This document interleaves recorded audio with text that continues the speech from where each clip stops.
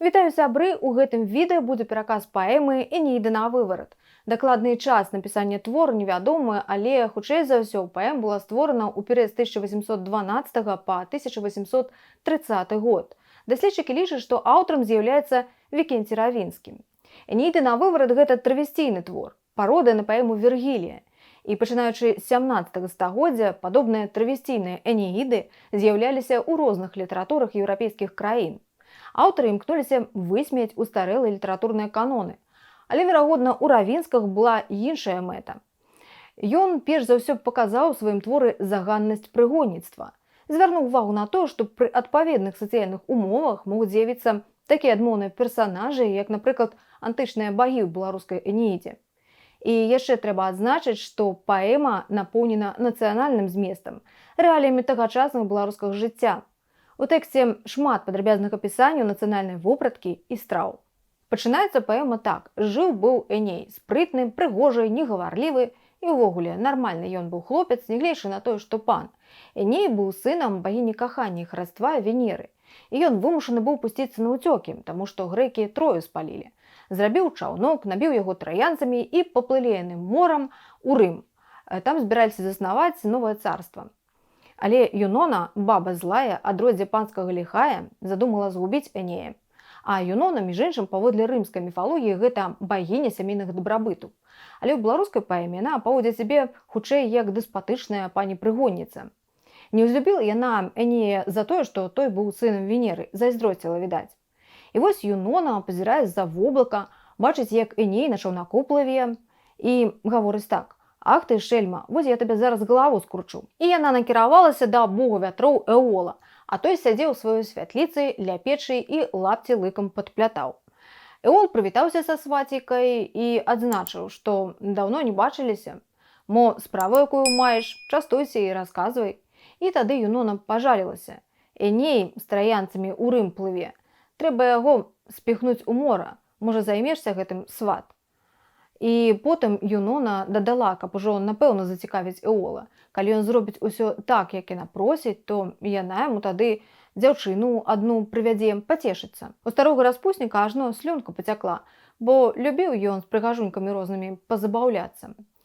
Ён прыгладзіў вусы, пацёр нос і сказаў так: «Ды як бы і не маю я каго паслаць, каб гэтага Энея ў мора спіхнулі. Барэй з пахмелля, Норт учора да жонкі з'ехаў, Зефір з дзяўчатамі заіграўся, а Эур у батракі падаўся». Гэта Эол назваў імёны розных міфічных багоў вятроў. Але ў выніку Эол усё ж такі паабяцаў Юноне, што ён адправіць на дно мора Энея разам з траянцамі. А таму яна можа ўжо накіроўвацца за той дзяўчынай, якую абяцала яму прывесці. І тады Эол наказаў вятрам розным, як пан сваім прыгонным, зрабіць так, каб мора заравела, забурліла, запенілася. Эней спужаўся не на жарт. Ажно матус ад портак зваліўся. Адным словам, спачатку Эней распусціў нюні, а потым ачухаўся і ў адчаі папрасіў, каб Нептун суцішыў мора. Паабяцаў аддзячыць гарэлкай, грашыма, а Нептун, які любіў і грошыкі, і гарэлку, пачуўшы, якая ўзнагарода чакае яго за работу, ахвотна пагадзіўся адагнаць вятры, насланыя Эолам. А тыя спужаліся і пачалі ўцякаць, як Банапарт ад Кутузава. Менавіта гэтая згадка пра вайну 1812 года дазваляе зрабіць пэўныя высновы, калі магла быць напісана паэма «Энеіда на выварат». Такім чынам, Эней паспяхова пазбег бяды. Неба зноў стала ясным, засвяціла сонейка, цяпер можна было і падсілкавацца. Траянцы селі абедаць. Елі нейкую страву з густа заварнай жытняй мукі, кашу з ячменных круп, смажаную парасяціну, гарэлку таксама папівалі. Наеліся, напіліся, ды на палацях спаць ляглі. А Венера, у той час, калі ўсё гэта здарылася, была на кірмашы і не ведала, што ледзьве сына не страціла. Як толькі яна вярнулася, да яе дайшлі чуткі, якую страшную бяду наклікала на галаву Энея Юнона. Тады Венера ўступілася ў лапці, абмыла сыроваткай твар, накінула балахон, хустку і накіравалася на паклон да самага галоўнага бога Зеўса. А Зеўс тым часам гарэлку з мёдам сцябаў. І вось прыйшла да яго Венера і пачала плакаць. І чым гэта маё дзіцятка так праштрафілася? Супакой ты ўжо гэтую Юнону, а то так Эней і Рыма не ўбачыць. Звядзе яго са свету гэтая інтрыганка. Зеўс адказаў: «Няма чаго перажываць, даплыве твой Эней да Рыма і будзе там царом. Праўда, зараз ён на Карфаген заверне, там з Дыдонай сустрэнецца. Успыхне між імі штосьці, пачуцці нейкія, але няма чаго турбавацца, ўсё будзе добра, ідзі». Так супакоіў Зеўс Венеру. І тая прысела перад ім на французскі манер і пайшла задаволеная. Адпачыўшы пасля абеда, Эней пачухаўся, падвязаў лапці на нагах і загадаў плыць далей. І плылі яны доўга, а вакол усё мора і мора, ажно надакучыла.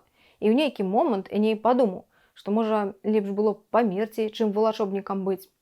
Але раптам ён убачыў бераг і вельмі ўзрадаваўся.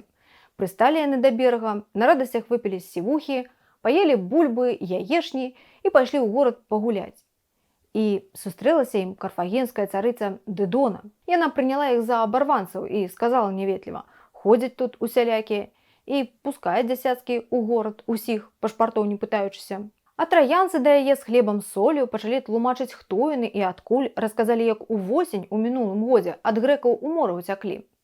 А потым траянцы папрасіліся, каб Дыдона іх да сябе ў прыгон залічыла. Вельмі добрымі яны будуць прыгоннымі, усялякую паншчыну могуць выконваць, яны ж майстры на ўсе рукі. Вось толькі памыцца ім для пачатку, а то сцягаліся яны ў гэтым сваім падарожжы. Можа, Дыдона была б такая ласкавая і загадала б зараз прапаліць для іх лазню. У карфагенскай царыцы мацней забілася сэрца, калі яна пачула пра Энея, бо пэўныя чуткі пра яго і раней даходзілі сюды.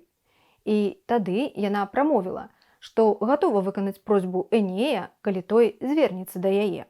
І Эней падышоў да царыцы. А потым у Карфагене было вясёлае застолле з удзелам траянцаў і Энея. Дыдона частавала гасцей пірагом, мясам, яешняй, кісялём і іншай смакатой. Была музыка, спевы і розныя забавы. Казу святочную вадзілі, загнеткі лося забівалі, дугу ў браму прадзявалі. Адным словам, бавілі час весела і з беларускім нацыянальным каларытам. І Эней разышоўся не на жарт, ажно іскры з-пад лапцей пасыпаліся. Вось такі фінал у паэмы.